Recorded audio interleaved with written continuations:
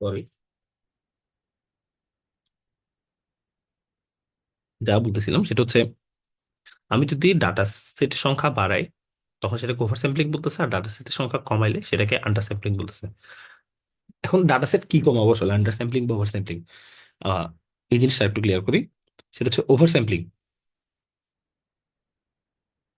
Over sampling আমরা কি করব? ওভার স্যাম্পলিং করবো হচ্ছে এই যে ক্লাস দুইটা ছিল, এখানে আছে 10K ডাটা, এখানে আছে 3K ডাটা। এখন 10K এটাই হচ্ছে কিন্তু মেজরিটি ক্লাস, মেজরিটি। তো আমি করবো কি, যদি মাইনরিটি ক্লাসকে মেজরিটি সংখ্যক বানাই বা 3K কে যদি এখন 10K করি, তখন সেটা ওভার স্যাম্পলিং। দ্যাট মিনস আমি সংখ্যা বাড়াইছি। আবার আরেকটা কাজ করা যায়, এগুলাকে বলে হচ্ছে ডেটা অগমেন্টেশন টেকনিক। তো আমি যেটা বলতেছিলাম সেটা হচ্ছে, হ্যাঁ, যদি আমি ইমেজের সংখ্যা বাড়াই তখন সেটা হচ্ছে ওভার স্যাম্পলিং, কারণ আমি এটাকে বাড়াচ্ছি। আবার আরেকটা কাজও করা যায় সেম জিনিসে। এখানে আছে 10K ইমেজ, এখানে আছে 3K ইমেজ। এখন দুইভাবে তো এটাকে হ্যান্ডেল করা যায়। আমার দরকার কি, এই যে আপস এন্ড ডাউনস আছে গ্রাফটাকে আমার সমান করে ফেলতে হবে। তাহলে আমি দুইভাবে করতে পারি, এইদার এটাকে বাড়ায় 10K করে দিতে পারি, অথবা 10K কে কমায় 3K তে নিয়ে আসতে পারি। তখন সেটাকে বলতেছি আন্ডার স্যাম্পলিং। তাহলে একটাকে বলতেছি ওভার স্যাম্পলিং, একটাকে বলতেছি আন্ডার স্যাম্পলিং। কেন আন্ডার স্যাম্পলিং? কারণ আমি মাইনরিটি ক্লাস সম পরিমাণ ডেটা রাখতেছি এখানে, তখন সেটা আন্ডার স্যাম্পলিং। আর যদি মেজরিটি পরিমাণ ডেটা রাখি তখন সেটাকে বলা হচ্ছে ওভার স্যাম্পলিং। তো এখন কথা হচ্ছে, এই যে ওভার স্যাম্পলিং গুলো কিভাবে করে? আমি তো বললাম যে আমি কপি করে পেস্ট করবো না, কারণ একটু আগে একটাই যে প্রবলেম বললাম, যে 18টা ম্যাথ করালাম একজনকে, একজনকে করালাম 6টা। এখন তাকেও 18 করানোর জন্য সেম 6টা ম্যাথ আমি আবার করালাম, হয়ে গেছে 18। ব্যাপারটা তো এমন না, আমার এখানে ডিফারেন্স লাগবে কিছু ডাটা সেটের, তাহলে সে মোর ভেরিয়েন্স শিখতে পারবে এখান থেকে। তো দ্যাটস আমি কি করব, এই যে 18 টাইপের ম্যাথ করেছিলাম একজনকে, আরেকজনকে 6 টাইপের ম্যাথ করেছিলাম, এখন করবো কি, এই 6 টাইপের ম্যাথকে একটু প্রশ্ন যদি আমি ঘুরাই দেই বা চেঞ্জ করে দেই, তখন গিয়ে করালে জিনিসটা নতুন নতুন প্যাটার্ন শিখবে। যদি একই জিনিস আবার শিখাই তাহলে তো সেম জিনিসই শিখতেছে, তার মধ্যে কোনো নলেজ বাড়তেছে না। তো ওই জিনিসটা একটু ক্লিয়ার করি। এই যে এখানে ছবি আছে, এই যে সালমান খানের ছবি, বডি, যাই হোক, আমি আঁকলাম, ডোন্ট মাইন্ড। তো হচ্ছে এই যে সালমান খানের ছবি আছে। এখন আমি যদি এটা বাড়াইতে চাই, আমি যে কপি করে পেস্ট করে দিই ছবিটা 3বার, তাহলে কিন্তু আসলে কোনো কিছু নতুন কিছু আসতেছে না। তাহলে কি করা যায় এখানে, কিভাবে আমি এটা ওভার স্যাম্পলিং করবো, বাড়াবো কিভাবে? তো বাড়ানোর জন্য কিছু টেকনিক্স আছে, যেমন আছে রিসাইজিং, তারপর আছে হচ্ছে রিসাইজিং বা রিসাইজিং বা রিস্কেলিং আলাদা জিনিস, তবে বলা যায় রিসাইজিং আছে। তারপর আছে হচ্ছে ফ্লিপ, দুই ধরনের ফ্লিপ, একটা হচ্ছে হোরাইজন্টাল আর একটা হচ্ছে ভার্টিক্যাল ফ্লিপ। সরি, হ্যাঁ, একটা ছিল হরাইজন্টাল ফ্লিপ, একটা ছিল ভার্টিক্যাল ফ্লিপ। তারপর আছে হচ্ছে রোটেট, তারপর আছে হচ্ছে শিয়ারিং, তারপর হচ্ছে ফ্লিপ তো দেখালাম, শিয়ারিং দেখালাম, আর অনেক কিছু থাকতে পারে। যাই হোক, আমার আপত্তি এটাই মনে পড়তেছে এখন, এগুলো ডিসক্রাইব করি যে রিসাইজিং কি, ফ্লিপ কি, রোটেশন কি, শেয়ারিং কি। অগমেন্ট করার টাইমে এই যে একটা ইমেজ যে ছিল, এই ইমেজটা হয়তো ডাইমেনশন 24 বাই 24 হইতে পারে। আমি যদি ইমেজটাকে অনেক বড় আকার একটা স্যাম্পল তৈরি করি, তখন সে কিন্তু আরো বেশি জায়গা নিয়ে থাকবে। হয়তো এটা হইতে পারে এখন 64 বাই 64। তো এটা হচ্ছে রিসাইজিং, মানে একই ছবিকে লার্জ স্কেলে মানে কনভার্ট করেছে। কারণ ছবিকে দূর থেকে বেশি বড় জুমড ছবি থাকতে পারে, জুমড আউট ছবি থাকতে পারে। তো আমি রিসাইজ করতে পারি, বড় করতে পারি, আবার এটাকে 24 বাই 24 থেকে এটাকে কি করতে পারি, 10 বাই 10ও নিয়ে আসতে পারি। তো এটা হচ্ছে রিসাইজিং। তারপর ছিল হচ্ছে রোটেশন। আর রোটেশন বলতে এই যে ছবিটা ছিল, বা আমি আরেকটু সিম্পল ছবি আঁকি, এই যে এই ছবিটা ছিল, এই ছবিটাকে আমি যদি একটু হালকা বাঁকা করে দিই, কারণ আমি তো সবসময় তাকে ফ্রন্ট ফেসে দেখবো না, ফ্রন্ট ফেস দেখবো না, তাকে সবসময় স্ট্রেট অবস্থায় দেখবো না, তাকে হয়তো বাঁকা ভাবে দেখতে পারি। মানে আমি মেশিনকে যখন দিব যে এটা সালমান খান কিনা বলবো, এখন ছবিটা যে স্ট্রেট আছে তা তো না। আচ্ছা, এটার একটা এক্সাম্পল দিব, কিন্তু এটা একটু ক্লিয়ার করে দেখি। তো একটু রোটেট করব, আর একটু রোটেট করা যায়, যে ছবিটা আমি এভাবে দিতে পারি, ছবিটা আমি এভাবে দিতে পারি, বিভিন্ন ভাবে রোটেট করতে পারি। তো এটাও গেল রোটেশন। এখন রোটেশনের ক্ষেত্রে আমার অ্যাঙ্গেলটা ইম্পর্টেন্ট। আমি কি 90 ডিগ্রি করবো, নাকি 40 ডিগ্রি করবো, নাকি 30 ডিগ্রি করবো, ইটস আপ টু মি। আমার উপর ডিপেন্ড করে এটা। তো এই যে রোটেশন করলে তখন হচ্ছে কি একই ছবির অন্য একটা স্ট্রাকচার থেকে বা অন্য একটা দিক থেকে সে দেখতেছে। তো এটাও তো নতুন একটা ইমেজের মতোই হয়। মানে আমি একটা কোয়েশ্চেন দিছিলাম, সেটাকে একটু ঘুরাই দিলাম, তো নতুন একটা জিনিস শিখতেছে সে। তারপর ফ্লিপ ছিল, ফ্লিপের মতো হরিজন্টাল আর ভার্টিক্যাল। তারপর এই যে ছবি, সেখানে একটা হাত দেখা রাখছে। তো এই যে এটাকে যদি আমি হরিজন্টাল ফ্লিপ করি, তাহলে হবে কি, ছবিটা দেখতে এরকম হবে, আয়নার পার্শ্ব পরিবর্তনের মতো। তো এই যে তার এক ধরনের ইমেজ ছিল, এখন অন্য ধরনের একটা ইমেজ পাইছে। তো এটা দিয়ে আমি নাম্বার অফ ইমেজেস বাড়াইতে পারি। তারপর ফ্লিপটা হরিজন্টাল না হয়ে ভার্টিক্যাল হইতে পারে। এই যে এই ছবিটা ছিল, এই ছবিটা এখন এভাবে না হয়ে এখন এভাবে চলে আসবে, বা রোটেশনের মতোই আর কি একটু। তো ভার্টিক্যালি ফ্লিপ হতে পারে, এটা এমন ছিল দেখতে, এখন এমন দেখাবে। এই সেম জিনিসটা এখন এভাবে দেখাবে। তো ফ্লিপ গেল। এরপর ছিল শেয়ারিং। শেয়ারিং হচ্ছে এই যে আমরা একটা পেজ, খাতার পেজটা যদি অল্প একটু তুলে ধরি উপরে, দেখতে একটু, মানে পেজটা ছিল এরকম স্ট্রেট, এখন আমি যে পেজটা একটু টেনে ধরি, দেখতে এরকম দেখাবে না? মানে একটু এই যে একটু বাঁকা হয়ে গেছে এই সাইড থেকে দেখছি, মানে যে লেখা আগে এভাবে দেখতাম, আহ হ্যালো, এই লেখাটা এখন দেখবে এভাবে, একটু এরকম অ্যাঙ্গেল হয়ে গেছে জিনিসটা। তো শেয়ারিং হচ্ছে এটা। তো এইভাবে শেয়ারিং করে, রোটেট করে, ফ্লিপ করে আমি নাম্বার অফ ইমেজেস বাড়াইতে পারবো। তো এই জিনিসটাকে বলে ডেটা অগমেন্টেশন।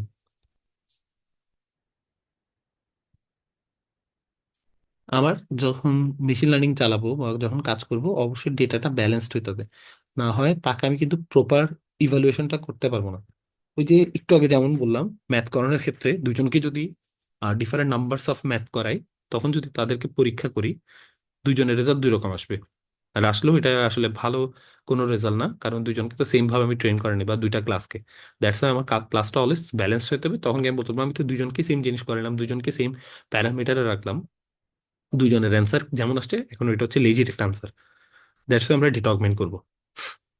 তো এনএলপির ক্ষেত্রে আরেক এটাকে বলা হয় সেম অগমেন্টেশন বলা হয়, কিন্তু এনএলপির ক্ষেত্রে আমরা অন্য টেকনিক ইউজ করি, যেটাকে স্মোট বলে। তো এটা অন্য একদিন পড়াবো, যেদিন এনএলপি পড়াবো সেদিন। আজকে শুধু ইমেজ নিয়ে কথা বলি। তো এনএলপির ক্ষেত্রে আমরা স্মোট ইউজ করি, আর অনেকগুলো টেকনিক্স আছে, ওগুলো ইউজ করি। তো অগমেন্টেশনটা কিভাবে করবো? তো যেহেতু অগমেন্টেশন, আজকে ইমেজ বেস একটা অগমেন্টেশন দেখাবো, প্রথমে আমরা চলে যাব ক্যাগেলে। আমি ক্যাগেল করানোর কারণ হচ্ছে, ক্যাগেলে আমরা ভারী কাজগুলো করতে পারি, যেহেতু এটা ক্লাউড কম্পিউটার, মানে ক্যাগেলের নিজস্ব সার্ভারের কম্পিউটারগুলো ইউজ করে। তা আমার নিজস্ব পিসির উপর কোনো প্রেশার পড়বে না। তো আমরা প্রথমে ক্যাগেলে গেলাম।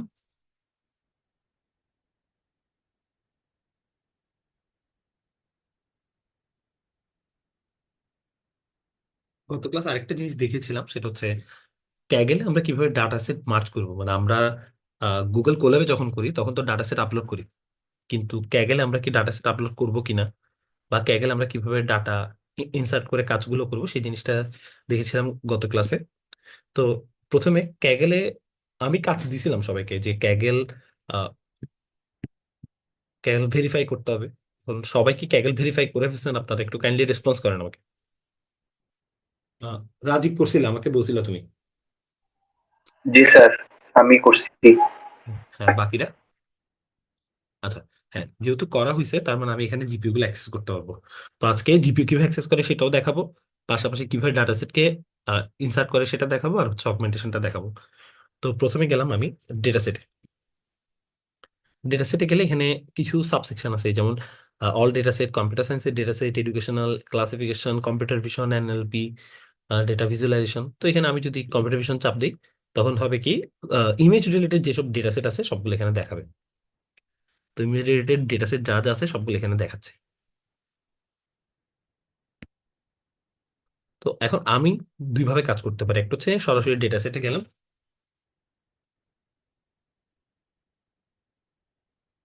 যে ডেটা সেটে গিয়ে আমি ডেটা সেট ডিসক্রিপশনটা আগে পড়বো, আসলে মানে এই ইমেজগুলো কেমন, ভালো কিনা। তো এখানে দেখলাম যে 5টা ডাইরেক্টরি আছে, মানে সাব ডাইরেক্টরি। প্রথমে হচ্ছে ডেটা, ডেটার মধ্যে অ্যাংরি নামে একটা ফোল্ডার আছে, ফিয়ার নামে একটা ফোল্ডার আছে, হ্যাপি, তারপর হচ্ছে স্যাড, সারপ্রাইজ। তো এইগুলার ভেতর, এই ফোল্ডার ভেতর অনেকগুলো ইমেজ আছে। তো এক একটা ইমেজ হ্যাপি ফেসের, যেমন এখানে যদি ক্লিক করে দেখা যাবে, আহ, এই যে যেমন এটা হচ্ছে হ্যাপি দেখাইছে। আমি জানি না এটা কেন হ্যাপি দেখাইছে, আমাকে অ্যাংরি মনে হচ্ছে। আচ্ছা, আমি সরি সরি, আমি তো অ্যাংরি দেখতেছি। That's why. এগুলো হচ্ছে অ্যাংরি ইমেজেস, বিভিন্ন বয়সের, বিভিন্ন জেন্ডারের মানুষের অ্যাংরি ফেস, বিভিন্ন সাইড থেকে, ফ্রন্ট ফেস, সাইড ফেস। তো সরি, তো এই যে এই ফোল্ডার গুলো আছে, এই ফোল্ডার গুলোর মধ্যে ইমেজ গুলো আছে, অ্যাংরি ফেস। তারপর স্যাড, যেটা সেখানে স্যাড ফেসের ইমেজ আছে। তো এই ডাটা সেটে টোটাল 10,100টা ফাইল আছে। ডিটেলস সবকিছু এখানে দেওয়া আছে। এখন আমি যদি এই ডাটা সেটকে ইম্পোর্ট করতে চাই, দুই ভাবে করতে পারি। একটা হচ্ছে ডেটা সেটে গিয়ে কোডে ক্লিক করলেই ডেটা সেট, একটা নতুন নোটবুক চালু হবে যেটার মধ্যে আমি ডেটা সেটের অ্যাক্সেসটা পাবো। আর অথবা আমি কি করতে পারি, এখানে ক্রিয়েট এ নিউ নোটবুক দিয়ে তখন এই ডাটা সেটটাকে খুঁজে আনবো। আমি দুইটাই দেখাচ্ছি। প্রথমে আমি এখানে এই যে ডেটা সেটের কোড অপশনে গেলাম। কোড অপশনে গিয়ে আমি হচ্ছে ক্রিয়েট এ নোটবুক দিব, তাহলে নতুন একটা নোটবুক ক্রিয়েট হবে।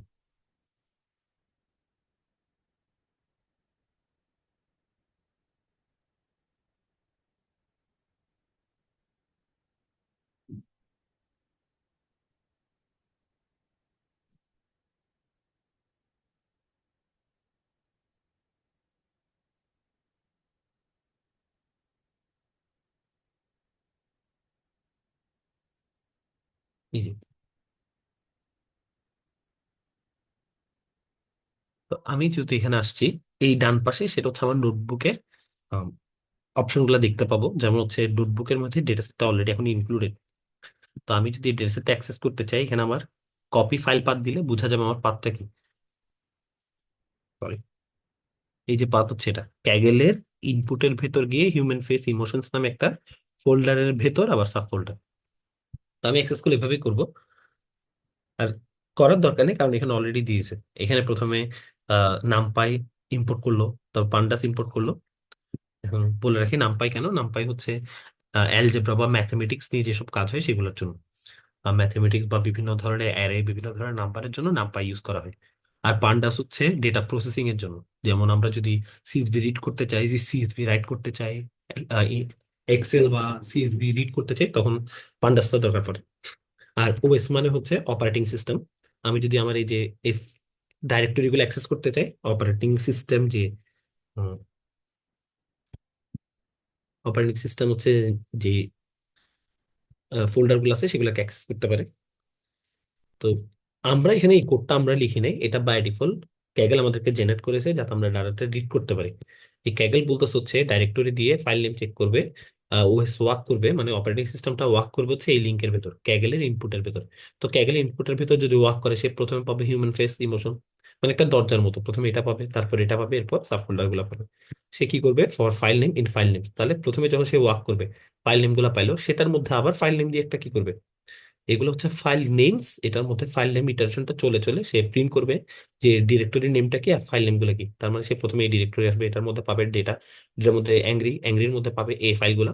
সবগুলোর নাম দেখবো আমি যদি এটা রান করি।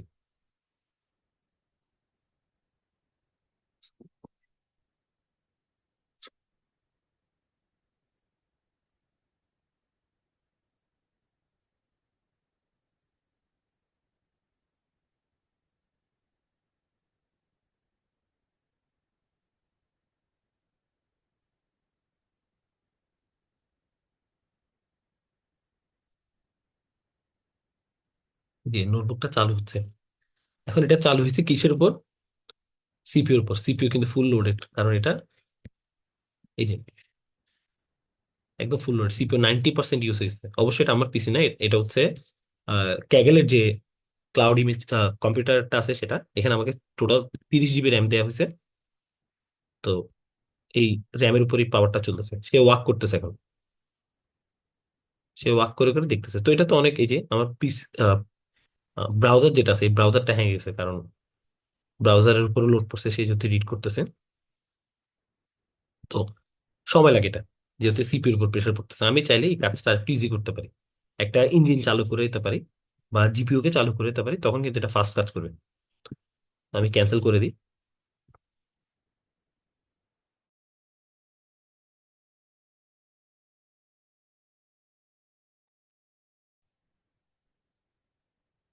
আমি ক্যান্সেল করে দিলাম। ক্যান্সেল যখন করব তখন সেটা হচ্ছে, এখানে দেখেন ক্যাগেল ইউজ করার কারণটা কি, কারণ ক্যাগেল হচ্ছে আমাকে ফ্রিতে জিপিইউ দিবে। জিপিইউ গুলো আমি কিভাবে অ্যাক্সেস করবো? এই যে সেটিং এ গিয়ে, একটু হ্যাং হয়েছে, একটু দেখি।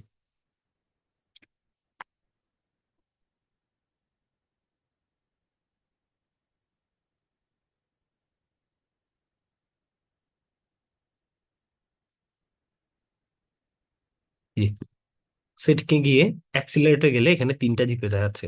বলে রাখি এই জিপিইউ গুলো ফ্রিতে দেওয়া হয় অ্যাক্সেস, আর গুগল কোল্যাবে কিন্তু কিনতে হয়। ক্যাগেল আমাদেরকে করে কি, পার উইক 30 ইউনিট বা 30 ঘন্টা ইউনিট পর্যন্ত আমাদেরকে ফ্রিতে অ্যাক্সেস দেয়। তার মানে আমি যদি 30 ঘন্টা রান করি, জিপিইউটা শেষ হয়ে যাবে, নেক্সট উইকে জিপিইউটা আবার 30 ঘন্টার জন্য রিনিউ হবে।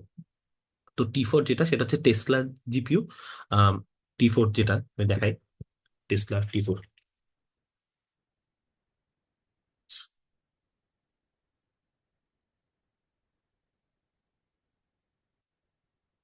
এই যে টেসলা টি4 জিপিইউ যেটা আছে, এটা অনেক দামি জিপিইউ কিন্তু।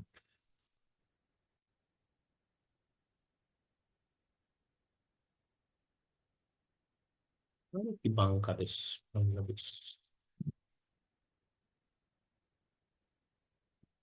এটা 1,25,000 থেকে 1,65,000 দাম বলতেছে এখন বর্তমানে। তো আচ্ছা, আমাদেরটা তো 15 জিবি ইউনিট, কিন্তু এখানে দিয়ে আছে কত, 15 × 2। এই যে টি4 যেটা ছিল, টি4 × 2, তার মানে দুইটা প্যারালাল ইউজ করতে পারবো 30 জিবি। তো আমি যদি এটাতে সুইচ করে ফেলি, লেখা আছে টার্নিং অন জিপিইউ টি4 × 2 will reduce the number of CPU available and only will speed up image processing and neural networks availability is limited to 30 hours per week, you have 30 hours remaining। যেহেতু আমি এখন একবারও run করি নাই, আমার কাছে এখনো 30 জিবি চালু আছে। তো পার উইক, দ্যাট মিনস আমি যদি এখন 30 ঘন্টা শেষ করে ফেলি, নেক্সট উইক আবার 30 ঘন্টা দিবেন। তো আমি এটা টার্ন অন করলাম,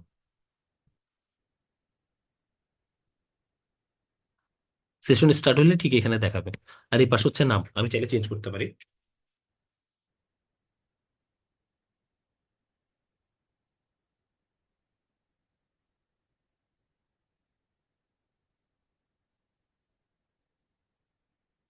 বললো হচ্ছে draft session of run a cell to start, কোন একটা সেল রান করলে তখন স্টার্ট হবে। তো আমি এটা রান করে দিই সেলটা।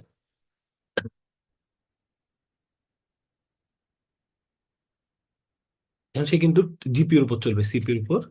আহ, মানে প্রেসার যদি ওভারলোডেড হয়, ফার্স্টে কিন্তু সিপিওর উপর কাজটা করে।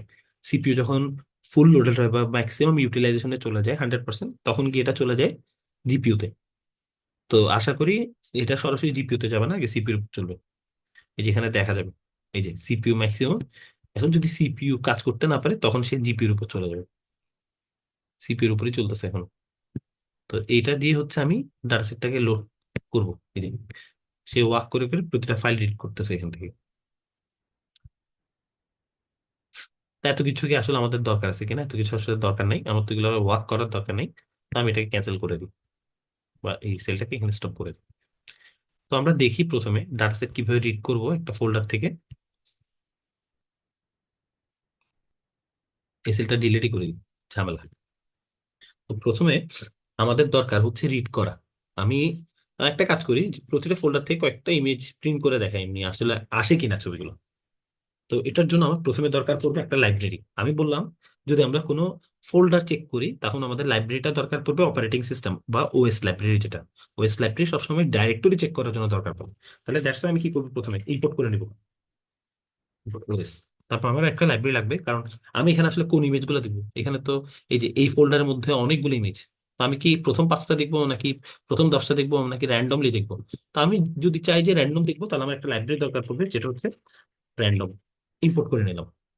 তারপর প্লটের জন্য আমাদের লাইব্রেরি দরকার। তো আমরা জানি প্লটের জন্য কোন লাইব্রেরিটা লাগে, আমাদের ম্যাট প্লট লিব। তাহলে আমি ইম্পোর্ট করে নিই, যে ইম্পোর্ট বা from matplotlib import pyplot as PLP, সংক্ষেপে একটা নাম দিলাম। তারপর ইমেজ, যেহেতু ইমেজ আমরা চেক করবো ফোল্ডারে গিয়ে গিয়ে ইমেজ হলে প্রিন্ট করবো, না হয় করাবো না। তো আমাদের একটা লাইব্রেরি দরকার যেটা হচ্ছে পিলো। এই যে পিলো বলে এটাকে, লাইব্রেরিটাকে পিলো থেকে এটা সাব একটা লাইব্রেরি, ওটার আন্ডারে আবার সাব লাইব্রেরি আছে যেমন ইমেজেস। তো পিলো থেকে আমি ইম্পোর্ট করে নিব ইমেজ, এই লাইব্রেরিটাকে। তো যা যা লাইব্রেরি দরকার লাইব্রেরিগুলো ইম্পোর্ট করে নিলাম। ওকে। এরপর হচ্ছে আমার ডাটা ডাইরেক্টরি কোথায় সেটা আমার বলে দিতে হবে। তো ডাইরেক্টরি কোথায়, ডাইরেক্টরি হচ্ছে ডির ডাইরেক্টরি সংক্ষেপে লিখলাম। আমার ডাইরেক্টরি কোথায়, ডাইরেক্টরি হচ্ছে ঠিক এই জায়গায়, ক্যাগেলের ইনপুট বা এই ফোল্ডারটা বা এই ডাটাটা আমি কপি করে নিলাম। এটা দিলেই হচ্ছে এটার যে পাথটা আছে সেটা কপি হবে রাইট সাইডে। তো আমি কপি ডাইরেকশন পাথ দিলাম, এখানে কোটেশন দিয়ে পাথটা পেস্ট করে দিলাম। তার মানে বোঝাচ্ছে ক্যাগেলের ইনপুট ফোল্ডারের হিউম্যান ফেস ইমোশনস ফোল্ডারের ডেটা ফোল্ডারের ভেতরেই আমার ডাইরেক্টরি মানে বাকি সাব ফোল্ডার গুলো আছে। তো আমি দিলাম। এখন এখানে আমার ক্লাস কোনটা, ক্লাস মানে হচ্ছে ক্যাটাগরিগুলো। আমি যদি এখন একটা ছবি দেই সে আমাকে কি বলবে, হয় অ্যাংরি বলবে, ফিয়ার বলবে, হ্যাপি বলবে, স্যাড বলবে, না হয় সারপ্রাইজ বলবে। তাহলে আমার ক্লাস হচ্ছে এগুলো। যারা মেশিন লার্নিং আগে করেন আমি বলি, মেশিন লার্নিং এ একটা পার্ট আছে যেটাকে বলে ক্লাসিফিকেশন। ক্লাসিফিকেশন মানে ক্লাসিফাই করা। আমি একটা ছবি দিলাম বা আমি জিজ্ঞেস করলাম ও কি ছেলে নাকি মেয়ে, তাহলে এখানে ক্লাস দুইটা ক্লাসে ভাগ করছে, একটা হচ্ছে ছেলে অথবা মেয়ে। দ্যাট মিন সে আনসার দিবে হয় ছেলে না হয় মেয়ে। একইভাবে আমি যদি ছবি দিই তাকে, সে হয় অ্যাংরি বলবে, না হয় ফিয়ার বলবে, হ্যাপি বলবে, স্যাড বলবে, না হয় সারপ্রাইজ বলবে। দ্যাট মিনস এইগুলো হচ্ছে আমার ক্লাস, আউটপুট ক্লাস বা ফিচার্স, আউটপুট ফিচার। তো এখান থেকে আমার এই ক্লাস কয়টা তাহলে, বা ক্লাসটা হচ্ছে এই ফোল্ডার গুলোই 1 2 3 4 5। কারণ আমি যখন ছবি দিব সে হয় আমাকে অ্যাংরি বলবে, না হয় বাকি ক্লাসগুলো বলবে। দ্যাটস ওয়াই আমি এখানে এখন ক্লাসটা ডিফাইন করে দিই যে আমার ক্লাসেস গুলো হচ্ছে কোনটা। ক্লাসেস হচ্ছে এই যে ওএস দিয়ে, মানে আমার অপারেটিং সিস্টেম দিয়ে আমি ডিরেক্টরি যে লিস্ট আছে সেই ডিরেক্টরি লিস্ট থেকে আহ, যে এই যে ডিরেক্টরি যে লিস্ট আছে সেই লিস্ট গুলাকে ক্লাসেস আকারে সেভ করব। আমার লিস্ট অফ ডিরেক্টরি এটা কোথায় পাবে, এই ডিরেক্টরির ভিতর গিয়েই তো পাবে। মানে সেই যদি ডেটাটা সে পরবর্তী ফাইলটা এখানেই পাবে।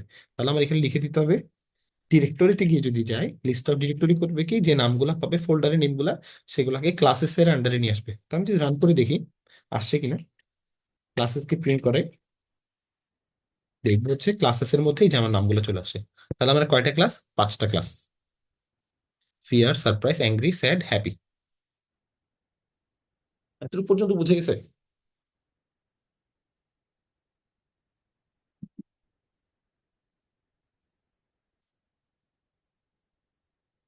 একটু রেসপন্স করেন সবাই।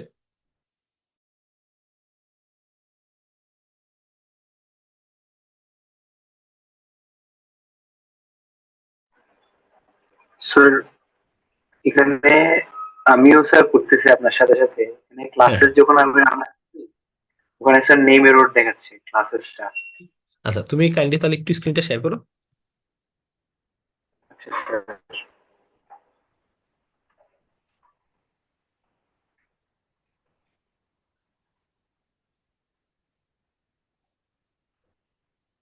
বাকিরা কি আছেন মিটিং এ?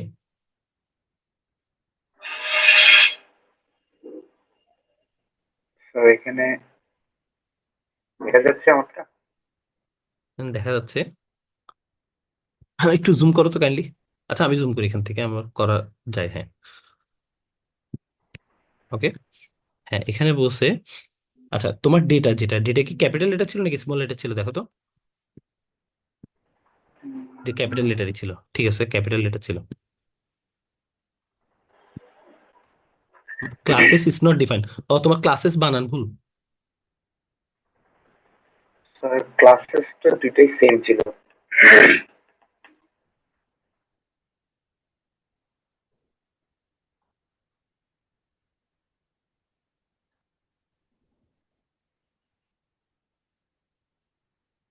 রান করো।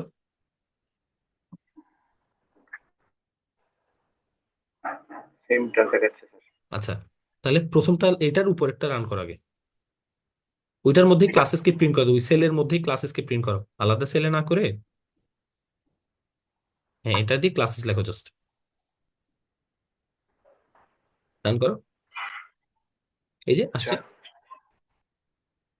স্যার এটা আলাদা করলে কেন আসতেছে না, আলাদা সেলে না না, করলে কেন অবশ্যই আসতেছে আসবে, না? অবশ্যই আসবে। তুমি সেম লাইনটা কপি করে আবার এখানে দাও, হয়তো আগে পরে স্পেস বা কিছু একটা দিছো হয়তো। এই জিনিসটা কপি করো, ডাবল ডাবল ক্লিক করলে হয়। হ্যাঁ, কপি করে পুরো সেল, হ্যাঁ পুরো সেলটা কেটে জাস্ট পেস্ট করো, এবার রান করো। এটাকে স্যার কাটবো? সমস্যা নেই, থাকলে থাক, আমরা তো এটা রান করতেছি না এখন আর। পরেরটা রান করো, এই যে আসছে। আসছে স্যার এখন। ঠিক আছে, এগুলো ছোটখাটো ইস্যু, প্রবলেম নেই।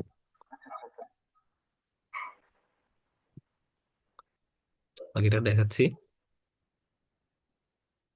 তো ক্লাসেসটা চলে আসছে। এখন আমি যদি প্রতিটা ক্লাসের কয়েকটা ইমেজকে প্রিন্ট করাতে চাই, তাহলে আমার কি দরকার? একটা ফিগারের সাইজটা আমার ডিফাইন করে দিতে হবে, মানে আমি কিরকম চাচ্ছি, আমার প্লটের লেন্থ কত, উইথ কত, সেই জিনিসটা আমার দরকার, তাই না? তো এই জন্য হচ্ছে আমি প্লট ডট ফিগার দিয়ে প্লটটার সাইজটাকে ডিফাইন করে দিই। যে পিএলটির ফিগার, পিএলটির ফিগারের মধ্যে আমি ফিক্স সাইজটা বলে দিই, যে আমার ফিগার সাইজ হবে, উইথ হবে 15, হাইট হবে কত দিয়ে দিই, 10 দিয়ে দিই। ওকে,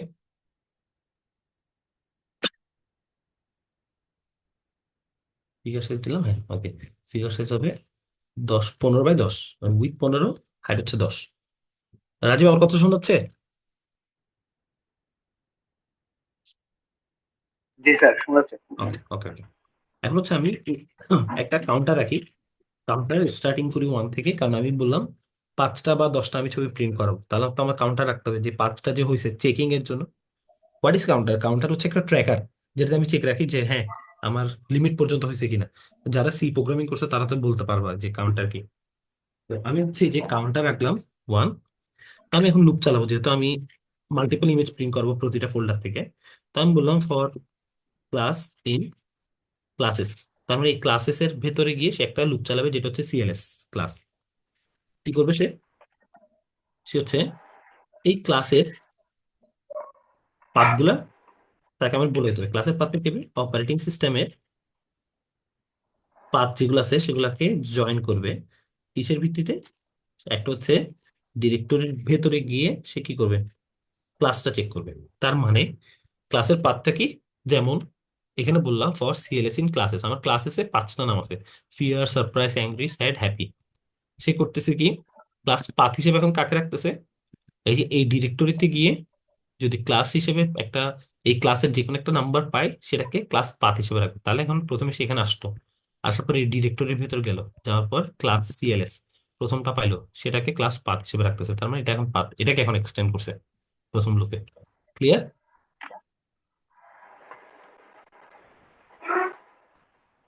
জি স্যার। সে ইমেজেস এর মধ্যে রাখবে। ইমেজেস এর মধ্যে কি রাখবে চিন্তা করে দেখো। সে হচ্ছে ওই যে ইমেজের মধ্যে ওএস ডট, যে লিস্ট গুলো পাইছে, আমাদের লিস্ট ডিরেক্টরি যেটা ছিল, এই যে, তার মানে এখন সে এই ফোল্ডার ভিতরে যখন ঢুকছে, এগুলা তো একটা ওএস ডট লিস্ট, মনে নেই আমরা এখানে নামটা কিভাবে করছিলাম, ওএস ডট লিস্ট ডিরেক্টরি। তার মানে এখানে ভিতরে যতগুলা ফাইল আছে সবগুলোর নামই ক্লাসের মধ্যে চলে আসছে।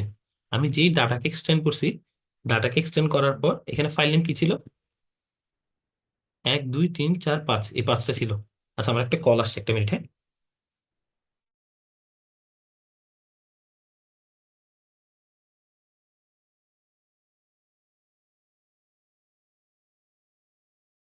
একটা মিনিট, আমার কল আসছে একটা।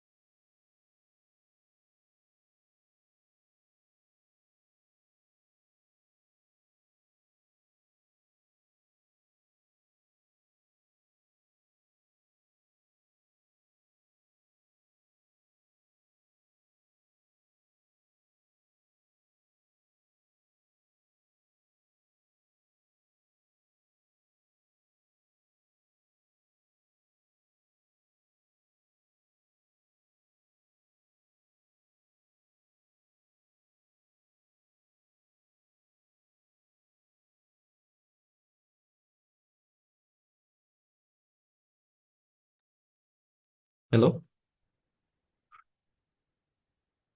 রাজীব, শোনা যাচ্ছে কথা?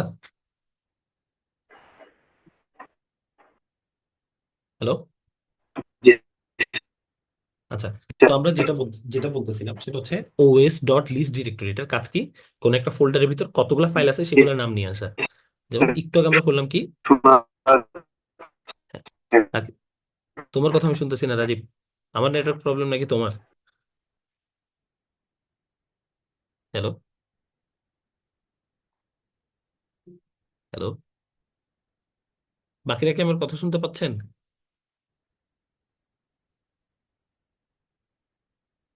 হ্যালো।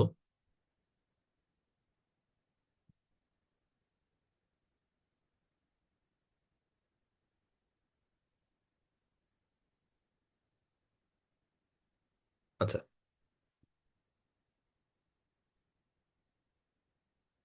না আপনার কথা শোনাচ্ছে না উদয় ভাই, আপনাকে অনেকক্ষণ ধরে শোনাচ্ছে না, দ্যাটস আমি বারবার জিজ্ঞেস করতেছি।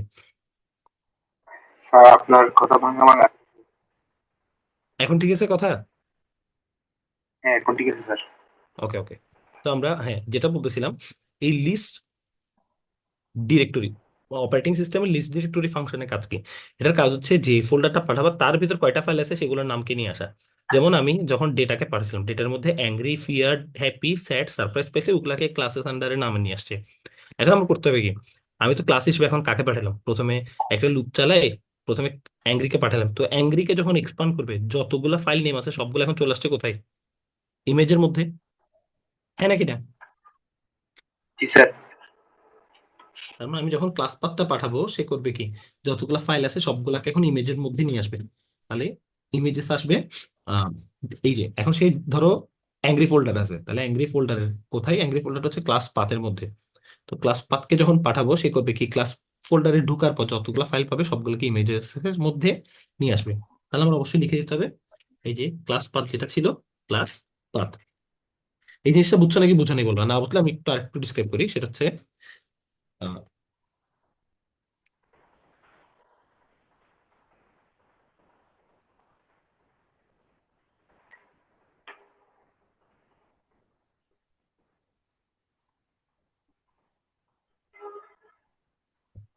যেটা বলতেছিলাম সেটা হচ্ছে লিস্ট ডিআর। এটার কাজ কি? সাপোজ তোমার একটা ফোল্ডার আছে ডেটা, এই ফোল্ডারের ভিতর আর আরো কিছু ফোল্ডার আছে, যেমন 1, 2, 3। তো লিস্ট ডিআর এর মধ্যে যখন তুমি ডেটাকে পাঠাবা, সে এখন কাকে কাকে পাচ্ছে? 1, 2, 3। লিস্ট ডিআর এর কাজ হচ্ছে তুমি যে ফোল্ডারটা পাঠাবা তার মধ্যে কয়টা ফাইল আছে সে ফাইলের নেমগুলো বলা। তাহলে এখানের মধ্যে ফাইল আছে 1, 2, 3। এখন ধরো ওয়ান ফোল্ডারের মধ্যে প্রায় 10টা ছবি আছে, 1, 2, 3, 4, 5, 6 বা 6টা আছে সাপোজ। এখন আমি যদি এই ফাইলের নেম গুলো রাখতে চাই, তাহলে কি করব? ওএস ডট লিস্ট ডাইরেক্টরির মধ্যে কাকে পাঠাবো? ওয়ানকে পাঠাবো। তখন সে করবে কি, ওয়ানকে এক্সপান্ড করবে, এক্সপান্ড করে ওয়ানের মধ্যে যতগুলো ফাইল আছে সবগুলাকে রিড করবে। Yes or no? জি স্যার। ওকে। তাহলে আমার এখন দরকার কি, আমার হচ্ছে এই যে এই ফোল্ডারের ভিতর ঢুকে যতগুলো ইমেজ আছে সবগুলাকে রিড করা। এখন রিড করে আমি পরে কন্ট্রোল করব যে how many images I want. তাহলে আমি কন্ট্রোল করব। এখন কি করতে পারি, এখন হচ্ছে ইমেজেস রেডি করলাম। এখন ইমেজ থেকে আমি র্যান্ডমলি কয়টা নিব? ধরো 5টা নিই। তাহলে আমি স্যাম্পল হিসেবে এই যে সমস্ত ইমেজ থেকে স্যাম্পলের মধ্যে রাখতেছি র্যান্ডম ডট স্যাম্পল। এই র্যান্ডম ডট স্যাম্পলের কাজ কি, র্যান্ডম স্যাম্পলের কাজ হচ্ছে আমার যে ইমেজেস ফোল্ডার আছে, এই ইমেজেস ফোল্ডার থেকে সে মিনিমাম মিনিমাম কয়টা নিবে? 5টা নিবে। কয়টার মধ্যে? লেন অফ যত আছে তত। ধরো তোমার এখানে এটার লেন্থ কত আমি তো জানি না, তো এটার লেন্থ লেন্থ কত? ধরো এখানে, আচ্ছা, এখানে মিনিমাম ফাংশন কেন ইউজ করছি সেটাও ক্লিয়ার করে দিই। আহ, তোমার এই যে লেন অফ ইমেজ, সাপোজ এখানের মধ্যে 100টা ইমেজ আছে, সে করবে কি, 5 অথবা ওই 100টি ইমেজের মধ্যে যে কোনো কি করবে, মিনিমাম যেটা সেটা প্রিন্ট করাবে। তাহলে আমি তো চাচ্ছি 5টা প্রিন্ট করাতে, 100টার মধ্যে মিনিমাম, মিন অফ 5 or 100 কোনটা মিনিমাম সবচেয়ে? 5। 5 অবশ্যই। মিনিমাম অফ 5 or 100, যেহেতু 5, তার মানে সে 5টা র্যান্ডম ইমেজকে কোথায় নিয়ে যাবে? স্যাম্পল, স্যাম্পলের মধ্যে নিয়ে যাবে। এখন এই মিনিমাম ফাংশন কেন ইউজ করেছে, আমি তো ডিরেক্ট 5 বলে দিলেও হতো। মিনিমাম কেন ইউজ করেছে, কারণ কোন একটা ফোল্ডারের মধ্যে যদি ইমেজ থাকে দুইটা, তখন জিনিসটা আসবে কেমন, min of 5, 2।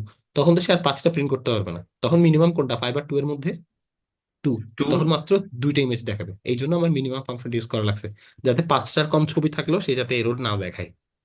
বুঝা গেছে এটা? আচ্ছা। জি স্যার, বুঝে গেছে। হ্যাঁ, তাহলে সে করতেছি এখন স্যাম্পল হিসেবে র্যান্ডমলি মিনিমাম অফ 5 আর টোটাল লেন্থ, ধর এখানে 100টা ছবি আছে, 100টা ছবির মধ্যে মিনিমাম 5টাকে নিয়ে সে কোথায় করবে, স্যাম্পলের মধ্যে রাখবে। তো আমি স্যাম্পল ইমেজ হিসেবে রাখলাম কিছু ইমেজ। এখন কি করব, এখন ইমেজ গুলোকে তো প্রিন্ট করানো লাগবে।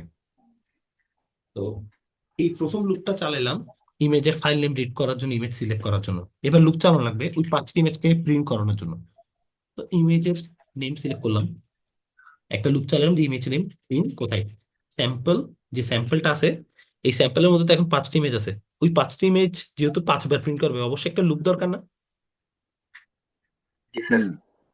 এটা দিয়ে তো আমি ক্লাস নেম পাইলাম। এখন আমি স্যাম্পলের মধ্যে 5টি ইমেজ, মিনিমাম 5 আর 100-র মধ্যে 5টি ইমেজ নিলাম।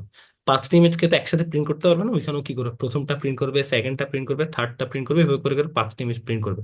অবশ্যই এখানে একটা লুপ দরকার। আমি লুপটা চালালাম for image name in sample. তার মানে স্যাম্পলের মধ্যে 5টি ইমেজ আছে, ইমেজ নেম করবে কি, প্রথম ইমেজকে প্রিন্ট করবে, সেকেন্ড ইমেজকে, এভাবে করে করে লুপ পর্যন্ত, লাস্ট পর্যন্ত চলবে।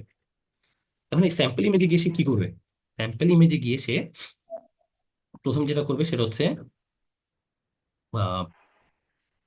ইমেজের যে পাথটা আছে, ইমেজ পাথের মধ্যে সেভ করবে কাকে, OS dot path dot join. কাকে কাকে জয়েন করবে, ওই যে ক্লাস, যে পাথটা ছিল ক্লাস পাথ, ক্লাস পাথের ভিতর গিয়ে ইমেজ, ইমেজ নেম। কেন ক্লাস পাথের ভিতরে ইমেজ নেম, কারণ অ্যাংরিতে গিয়ে সে ইমেজ নেমটা পাচ্ছে। তাহলে এই পাথটা সম্পূর্ণ এটা না যে আমি যদি এই ফাইলকে আনতে চাই, এই ফাইলের যদি এটা ফাইল নেম কপি করি, দেখা যাবে ফাইল নেম কি আসছে, ক্লাস পাথ, এই যে অ্যাংরি ফোল্ডার, অ্যাংরি ফোল্ডারের ভেতরে এসে এবার কি পাইলাম, আমি ইমেজ নেমটা পাইলাম। তাহলে এই দুটাকে জয়েন করা লাগতেছে না, কারণ আমি শুধু ইমেজ নেমকে প্রিন্ট করলে তো সে পাবে না। এই ইমেজটা কোথায় আছে, এই ডাইরেক্টরির মধ্যে আছে, তাহলে আমার দুইটাকেই জয়েন করা লাগবে, ইমেজের ফোল্ডারের পাথটা আর এটার সাথে জয়েন করে দিলাম ফাইল নেমটা, তাহলে ওভারঅল এই জিনিসটা, তখন গিয়ে ইমেজটা প্রিন্ট হবে। এই জিনিসটাকে বোঝা গেছে নাকি আরেকটু ডিসক্রাইব করবো? না ভাই, ঠিক আছে। আহ, ওকে, না স্যার, লাগবে না। ওকে, ওকে। তাহলে এই যে আমি হচ্ছে এখন ইমেজটাকে জয়েন করে দিলাম, তাহলে টোটাল পাথটা এখন এই ইমেজের বা যে কোনো র্যান্ডম ইমেজের পাথটা চলে আসলো।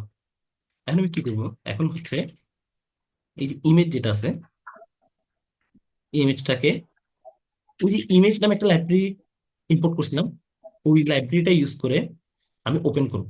তাই করব, ওই যে ইমেজ পাথ যেটা পাচ্ছি তাকে ওপেন করব। যে ইমেজটা পাইলাম লোকেশন, সেই ইমেজটাকে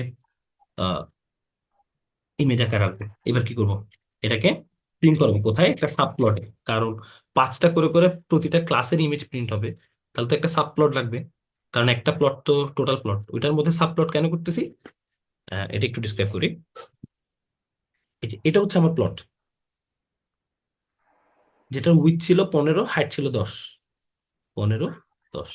তো এটা তো টোটালি একটা প্লট। এখন আমি তো প্রিন্ট করব প্রতিটা ক্লাসের, আমার অ্যাংরি ক্লাস আছে, A class, B class, C class, D class, E class. তো এটার 5টা ছবি প্রিন্ট করবো, এটার 5টা, এটার 5টা, এটার 5টা, এটার 5টা। তো একটা প্লটে তো পসিবল না, এই জন্য আমি এটার ভিতরে আবার কি করতেছি, সাব প্লট করে দিচ্ছি। এভাবে করে করে 5টা ক্লাসের 5টা করে ইমেজ আসবে, এটাই হচ্ছে সাব প্লট। তো এই সাব প্লটে আমি কি করব, সাব প্লটে বলে দিব টোটাল লেন অফ ক্লাসেস কত, লেন অফ ক্লাসেস আমার 5। তো টোটাল লেন অফ ক্লাসেস এর মধ্যে সে কয়টা করে প্রিন্ট করাবে, একসাথে 5টা করে প্রিন্ট করাবে। আর সাথে আমার এই যে কাউন্ট আছে, কাউন্টটা রাখতে হবে। কেন কাউন্টার, কারণ সে যাতে কি করতে পারে, 5-এর বেশি যাইতে না পারে। প্রতিবার লুপ চলবে, কাউন্টার তো, কাউন্টার নিয়ে কাজ করতে হবে, কাউন্টারকে বাড়াইতে হবে। 1 হবে, 2 হবে, 3 হবে, 4 হবে, 5 হবে, এরপর স্টপ। তো কি করবে, সে ইন শো করবে, মানে ইমেজটাকে শো করাবে। কাকে শো করাবে, যে ইমেজটা পাচ্ছে সেই ইমেজটাকে শো করাবে। আর চাইলে একটা এটা টাইটেল দিতে পারে। টাইটেল কি দিবে, টাইটেলে দিতে পারে যে ক্লাস নেমটা, ক্লাস নেমটা টাইটেল আকারে দেখাবে। এটা একটা ভেরিয়েবল, দ্যাটস আমি কোনো কোটেশন দিই নাই। আমার যে ক্লাসটা আছে, যেমন এই যে অ্যাংরি, অ্যাংরিটাকে দেখা বা এভাবে করে আসবে। আর লাস্ট হচ্ছে আমার যে ইমেজ কাউন্ট বা আমি যে কাউন্টারটা রাখছি সেই কাউন্টারের সাথে প্লাস ইকুয়াল ওয়ান করে দিতে হবে। প্লাস ইকুয়াল ওয়ান মানে হচ্ছে count equal count plus one. তাহলে প্রথমবার কাউন্টের মান ওয়ান, একটা ছবি প্রিন্ট করবে, তারপর প্রিন্ট করে কাউন্টের মান বেড়ে যাবে, কাউন্ট হয়ে যাবে টু, তখন আবার প্রিন্ট করবে, কাউন্টের মান হবে থ্রি, এভাবে করে ফাইভ পর্যন্ত হওয়ার পর্যন্ত সে কাজটা করবে, এরপর আবার লুপে চলে যাবে। তাহলে এখানে কাউন্টের মানটা যাতে প্রতি লুপে একবার একবার করে বাড়ে সেজন্য বললাম count equal count plus one. কাউন্টের মান ওয়ান ছিল, ওয়ান থেকে এখন টু হবে। বুঝা গেছে? এবার আমি হ্যাঁ ভাইয়া। প্লটকে শো করব। উইদাউট এরর আসে কিনা স্যার দেখি। এই যে একটু আপলোড আসে। থেকে একটু আরেকবার বলবেন। কোনটা কোনটা? আপলোড থেকে আরেকবার বলবেন এই লাস্ট লাইন পর্যন্ত। আচ্ছা, সাব প্লট থেকে, ওকে। তো দেখো, আমি তো একটা প্লট তৈরি করছিলাম, যে প্লটে বলছিলাম আমার হাইট হবে কত, 10, উইথ হবে 15। তাহলে এই যে উইথটা একটু বড়, হাইটটা একটু ছোট। এখন কথা হচ্ছে আমি চাচ্ছি প্রতিটাই যে ক্লাস আছে, angry, fear, happy, sad, surprise, প্রতিটা ক্লাস থেকে পাঁচটা করে ইমেজ প্রিন্ট করাবো আমি। তাহলে পাঁচটা করে যে প্রিন্ট করাবো এখন তো পাঁচটা পাঁচটা আলাদা, আমি তো আলাদা আলাদা প্লট করাবো না, মানে একটা ছবির জন্য একটা প্লট, আরেকটা ছবির জন্য আরেকটা প্লট, এরকম করলে তো আমার পাঁচটা ক্লাসে 25টা প্লট তৈরি হবে। তো আমি এই জন্য চাচ্ছি কি এই 15/10-এর ভেতরেই কিছু সাব প্লট তৈরি হবে। যেমন দেখো, এই যে এটার ডাইমেনশন হচ্ছে 15/10, এটার ভিতরে আবার সাব প্লট হয়েছে না কিছু ছোট ছোট। জি স্যার। এই সাব প্লটটা কিভাবে করলাম বললাম, প্লেন অফ ক্লাসেস, আমার টোটাল ক্লাস কয়টা, পাঁচটা, তাহলে ফাইভ ফাইভ মানে পাঁচটা রো পাঁচটা কলাম হবে। বুঝা গেছে? জি স্যার। আবার এখানে কাউন্ট কেন রাখলাম, কারণ সে কাউন্ট রাখলাম হচ্ছে দেখো, প্রথমে 5/5, প্রথমে 1 নাম্বার ছবিকে প্রিন্ট করবে, 2 নাম্বার ছবিকে প্রিন্ট করবে, 3 নাম্বারকে প্রিন্ট করবে, 4 নাম্বারকে প্রিন্ট করবে, 5 নাম্বারকে প্রিন্ট করবে, কাজ শেষ। তখন চলে যাবে সেকেন্ড রোতে, 1 number, 2 number, 3 number, 4 number, 5 number, okay. জি স্যার। এরপর এম শো দিয়ে আমি ইমেজটাকে শো করালাম। প্লটের টাইটেলে যে ফিয়ার, এখানে যে ফিয়ার দেখাচ্ছে এগুলো টাইটেল গুলো দেখাচ্ছে, টাইটেলে কাকে পাঠাইছি, ক্লাস নেম, এই যে একদম সিএলএস যেটা চালিয়েছিলাম মনে আছে, অ্যাংরি, ফিয়ার, এগুলো যাতে দেখায়। এই দেখো fear fear fear fear fear.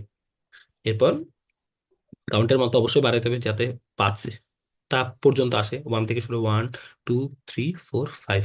তুমি যদি 6টা করে চাও তাহলে কি করতে হবে, মিনিমাম অফ 6, টোটাল কয়টা লাগবে, 6টা করে ইমেজ লাগবে।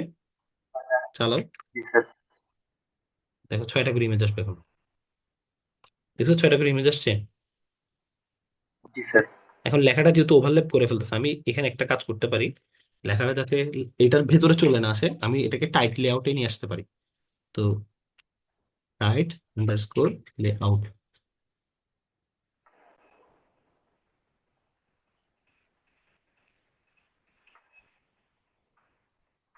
দেখছো? জি স্যার। আর যদি টাইট লেআউট না দিই, এটাকে সাইজটা একটু বাড়াই দিই, চারটা দিই, পাঁচটা বেশি যাচ্ছে, চারটা করে রাখি, তাহলে দেখতে একটু সুন্দর দেখাবে প্লটটা। প্লটের ডাইমেনশন বাড়াই দিই, উইথ হাইটটা একটু বাড়াই দিই, হাইটটাকে 20 করে দিই। আহ, দেখি এখন কেমন হয়।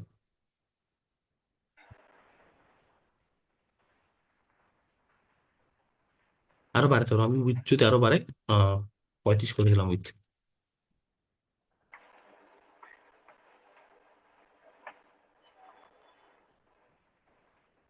উইথের এখানে কোনো প্রবলেম, হাইটের কারণে প্রবলেম হচ্ছে।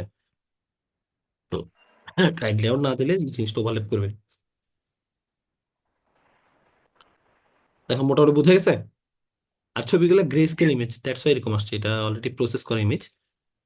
তো আমি চাইলে এখানে, অবশ্য এখানে প্রসেস করা ছিল না, এখানে তো ব্ল্যাক এন্ড হোয়াইট ছিল, তো আমি চাইলে এটাকেও ঠিক করতে পারি।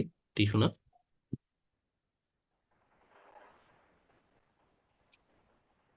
এতটুকু পর্যন্ত বুঝে গেছে? জি স্যার। বাকিরা বুঝছেন সবাই?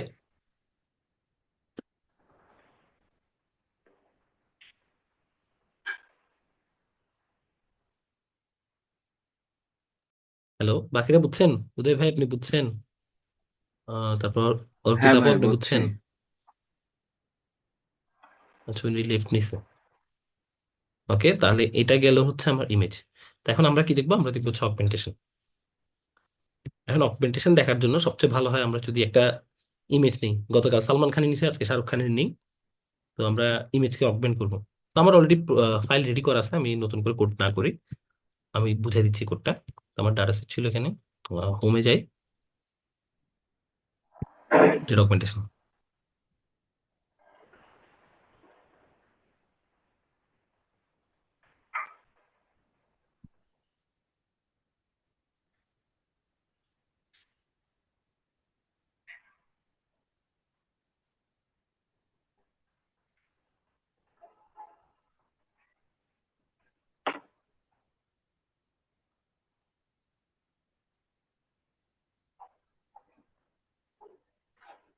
স্যার এটা কালকেরটা না, সিম্পল সিএনএনটা? কালকেরটা। হ্যাঁ, কালকেরটা। ওইটা স্যার দিচ্ছিলেন যে আমি হচ্ছে অ্যাক্সেস করতে পারছিলাম না। ওটা হচ্ছে মানে ল্যাপটপ থেকে নিলেও এটা কেগেল থেকে ওপেন করা যাচ্ছে না। আচ্ছা এটা আচ্ছা, ঠিক জাস্ট আছে, আমাকে একটু দেখাই, আমি এটা শেষে সলভ করে দেবো, একটু দেখাই।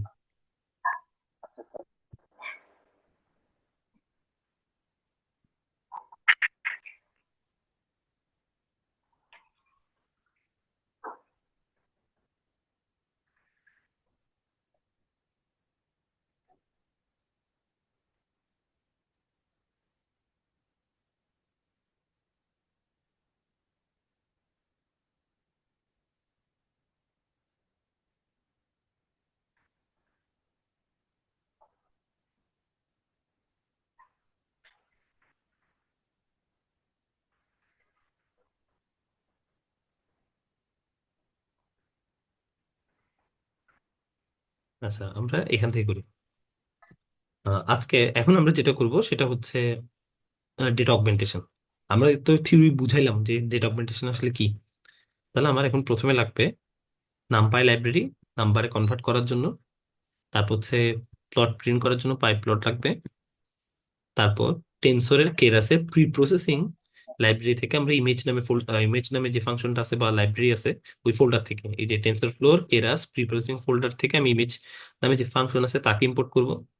একই ফোল্ডার থেকে আবার কি করবো, image generator, load image, image to array, কিছু নেসেসারি লাইব্রেরি ইম্পোর্ট করবো। এগুলোর কাজ কি সেটা একটু পরে দেখাচ্ছি। তো এই যে আমার যে যে লাইব্রেরি দরকার, লাইব্রেরিগুলো আমি ইম্পোর্ট করার পর প্রথমে দরকার আমি একটা ইমেজ সিলেক্ট করা, কারণ ইমেজটাকে আমি আসলে ওভার স্যাম্পলিং করবো বা অগমেন্টেশন করে বাড়াবো। তো একটা ইমেজ আমি ঠিক এখানে ইম্পোর্ট করে দেই।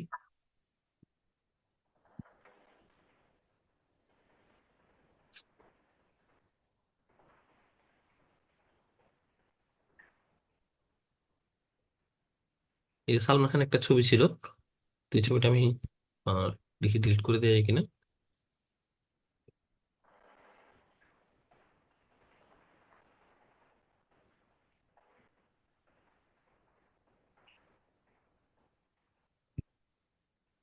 ডাটা সেট ডিলিট করলাম, নতুন একটা ডাটা সেট বানাই। ডাটা সেটের নাম দেই হচ্ছে, আচ্ছা একটা ইমেজ ডাউনলোড করে আগে, বা স্পাইডারম্যান করি, স্পাইডারম্যান।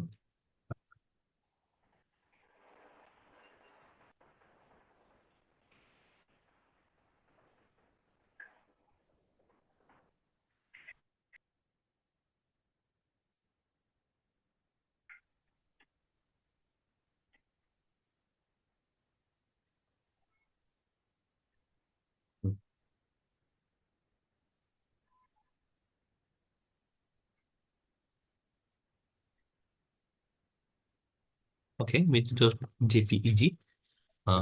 প্রথমে ইমেজটা এখানে আপলোড করি।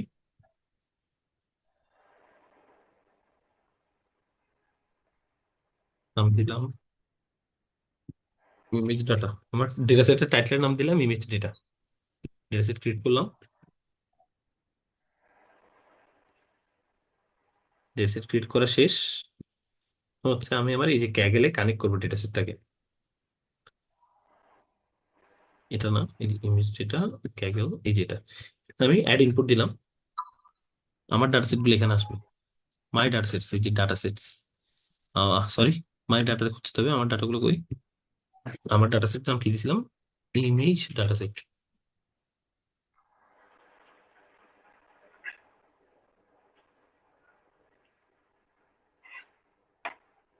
পাচ্ছি না। ভাইয়া ইউর ওয়ার্ক দিলে পাবেন হয়তো বা। ইউআর অপশন ছিল, আমি খেয়াল করিনি। এই যে আছে ভাইয়া, 2 নম্বরে, আচ্ছা আচ্ছা, হ্যাঁ। হ্যাঁ হ্যাঁ পাইছি, থ্যাংক ইউ। কিন্তু এটা হচ্ছে আমার এটা আসবে আর কি, ওই যে হুম। যেখানে থাকবে এই যে ইমেজ ডাটা, ইওর ওয়ার্কে পাশাপাশি ডাটা সেট ফোল্ডারে। ওকে, ইমেজ ডাটাতে গেলাম। হ্যাঁ, তো আমি এটাকে জাস্ট এখানে প্লাস বাটন দিলে এটা এখানে অ্যাড হয়ে যাবে, তো আমি প্লাস বাটনটা দিলাম। এই যে ইমেজ ডাটা চলে আসছে। তো এই যে ইমেজ ডাটা ছিল, ইমেজ ডাটাতে একটা ইমেজ আছে যেটা হচ্ছে ইমেজেস ডট জিপিইজি। তো আমি এখানে আমার ইমেজ পাথের জায়গায় আমি এটাকে প্রিন্ট করে দিই, পেস্ট করে দিলাম। তো প্রথমে আমার এই লাইব্রেরিটা গুলাকে রান করি। হ্যাঁ, জিপিইউ চালাই, প্রবলেম নেই। GPU one active event, okay, close the event, close করে দিলাম।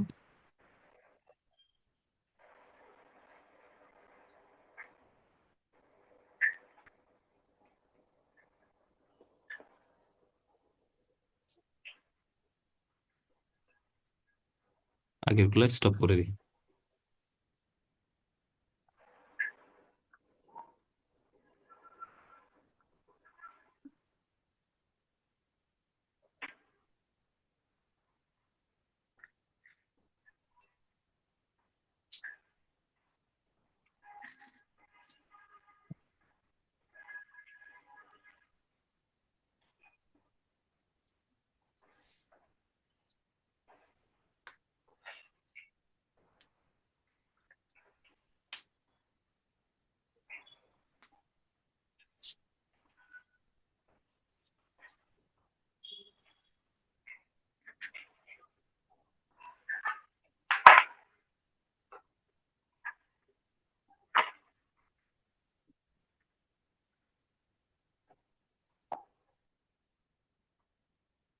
কোন লাগতেছে কেন? ওকে, এখানে ড্রাফট এটা স্টার্ট আসলে নেয়নি। তো ফার্স্ট থেকে আবার এটা রিফ্রেশ দিই।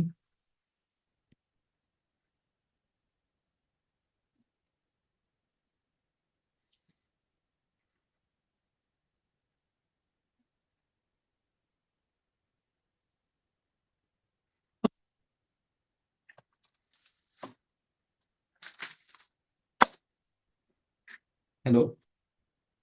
হ্যাঁ, ওয়ালাইকুম আসসালাম। হ্যাঁ হ্যাঁ, আমিও বসে আছি, আমার একটা কাজ করতেছি। হ্যাঁ, একটু পরে আমি নক দিচ্ছি তোমাদেরকে। ওকে ওকে, আমি দিচ্ছি, আর আধা ঘন্টা পর দিচ্ছি। ওয়ালাইকুম আসসালাম। আচ্ছা, এখানে হ্যাঁ, সেশনটা যেহেতু স্টার্ট হয়নি, ফার্স্ট থেকে স্টার্ট করি।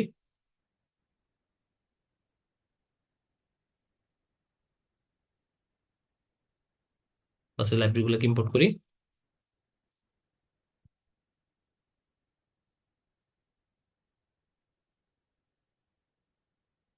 এই যে সেশন স্টার্ট হচ্ছে।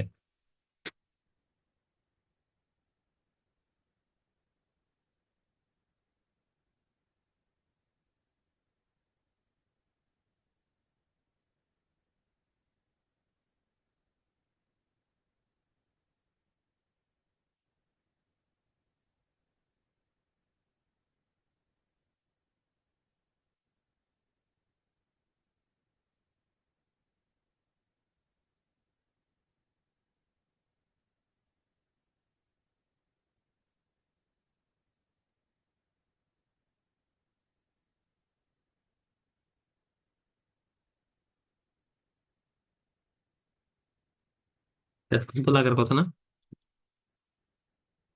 সমস্যা?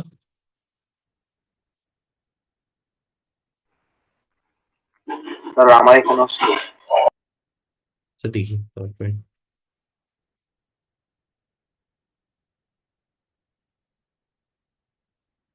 স্টপ করে দিই, স্টপ করে ফার্স্ট থেকে রান করে দেখি। সব সেশন ডিসমিস, ডিসমিস। ওকে, এখন দেখি।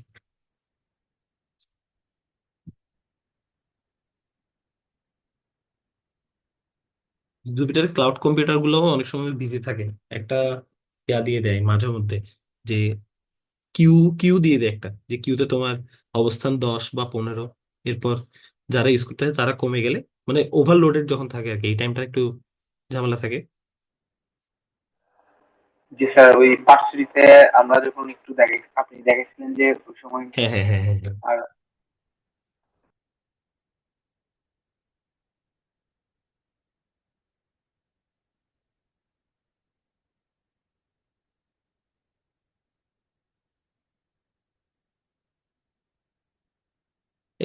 রাজীব, সেদিন একটা প্রেজেন্টেশন ছিল না, ওইটা হচ্ছে 30 ইভিনিং এর, বুঝছো, ডিপ্লোমা স্টুডেন্টদের। তো ওদের জি প্রেজেন্টেশন স্যার, দেখছিলাম, ভালো হয়েছে কিন্তু প্রেজেন্টেশন। হ্যাঁ, শুরুর গুলা ভালো লাগছে, পরের গুলা একটু মানে গুছালো ছিল। হ্যাঁ, এটা শুরুর দিকে বললাম, ওই যে প্রেসক্রিপশন ইমেজ নিয়ে যেটা করছে, ওটা ভালো ছিল কাজটা। ডাক্তারের প্রেসক্রিপশন ইমন নিয়ে যেটা করছে। ইমন দাস ইমন দাস মনে হয়। হ্যাঁ, ইমান দাস 30 ইভিনিং এর, ওর কাজ ভালো হয়েছে। হ্যাঁ, ওটা দেখছিলাম একটু, ওটা লাস্টের দিকে ঢুকছি যে স্যার, আমি ওটা লাস্টের দিকে একটু আচ্ছা করে দেখছিলাম, এরপরের বাকিগুলা হালকা পাতলা দেখছিলাম আর কি। এরকম প্রেজেন্টেশন গুলো থাকলে বিভিন্ন রকম আইডিয়া পাওয়া যায় কাজের। বুঝছি স্যার। কয়েকদিন পর 28 ব্যাচের প্রপোজাল আছে, এসে যাইও। আচ্ছা স্যার, সমস্যা নেই। উদয় ভাই, এটা লোড হোক দেখি। আচ্ছা, আমি এটা কেটে আবার ঢুকি ফার্স্ট থেকে। হ্যালো। হ্যাঁ ভাই আছি। আচ্ছা, আমরা যে একটা কাজ করার কথা ছিল উইন্ড নিয়ে, হুম হুম হুম। আমার মনে হয় রাজীব সহ করলে ভালো হয়, কারণ ও কাজ করতে পারবো। ওকে যদি দেখে দিই, ওর সাথে তো আমার আহ, দেখা হয় সামনাসামনি। তো প্রজেক্টটা হ্যাঁ ভাইয়া, স্টার্ট করে দিই আমরা। হ্যাঁ চলেন ভাই, আসলে ওটা নিয়ে আমি দেখছিলাম, আমি হ্যাঁ বেশ কিছুদিন দেখছিলাম। ওটা তো ডেইলি ডেটা দেওয়া আছে। আমরা হ্যাঁ চাইলে হয়তো বা হচ্ছে আওয়ারলি ডেটাও নামাইতে পারি, ভাগ ভাগ করে আওয়ারলি ডেটা হ্যাঁ নামাইতে পারি। এখন যেটা হচ্ছে ফোরকাস্ট তো করতে পারবো, কিন্তু যেটা পরের স্টেপ ছিল যে ফোরকাস্ট থেকে জেনারেশনের হ্যাঁ। ব্যাপারটা তো একটু উইয়ার্ড। আচ্ছা, এটার জন্য আমাদের হয়তো থার্ড পার্টি কোনো অ্যাপ ইউজ করতে হবে, কারণ আমি আমাদের মানে ডিপার্টমেন্টে এক কলিগের সাথে কথা বললাম আর কি, ত্রিপলির। তো হুম উনি হুম বললো মানে আমরা চাইলে ডিজাইন করতে পারি, যে উইন্ড টারবাইন ডিজাইন বা পাওয়ার প্ল্যান্ট ডিজাইন করতে পারি বিভিন্ন সফটওয়্যার দিয়ে। তো এরকম সফটওয়্যার দিয়ে যদি করি, তখন হচ্ছে এখান থেকে আমরা অ্যাপ্রক্সিমেশন একটা দেখাইতে পারবো। তো আচ্ছা আমি ওনার বলি, কথাটা। আমি ব্যাপারটা সমস্যা হুম, হচ্ছে কোথায় ভাই। সেটা হ্যাঁ হচ্ছে কি, আমরা টোটাল পাওয়ার দেখাইতে পারবি যে টোটাল আমরা এত পাওয়ার চাই। তবে আসলে কি সোলারের মতো উইন্ডের ব্যাপারটা এমন না। হুম হুম উইন্ডে হুম, হচ্ছে কি আমি সারাদিনে কতটুকু বাতাস পাবো এটার উপর ডিপেন্ড করে আসলে পাওয়ার জেনারেশন করা যাবে না। হ্যাঁ উইন্ডের ব্যাপারটা হচ্ছে কি কি যে আমার স্পিড থাকা লাগবে অল দ্য টাইম একটা নির্দিষ্ট অ্যামাউন্টের উপরে। হ্যাঁ হ্যাঁ, হ্যাঁ হ্যাঁ হ্যাঁ এর উপরে যদি স্পিড থাকে একটা লেভেলে, মানে হচ্ছে গিয়ে যেমন কি এই যে মাটি থেকে 10 মিটার বা 20 মিটার উপরে, বা হ্যাঁ, মনে একটা করেন যে উপরে। 50 মিটার উপরে, হ্যাঁ। হ্যাঁ হ্যাঁ হ্যাঁ। তো আমার ওই লেভেলের ডেটা লাগবে এক প্রথমত। হুম দ্বিতীয়ত হচ্ছে গিয়ে আমার ডেটা লাগবে সবচেয়ে কম সময়ে, মনে করেন হুম হুম আওয়ারলি বা হচ্ছে যদি মিনিটে পাওয়া যায় মিনিটে।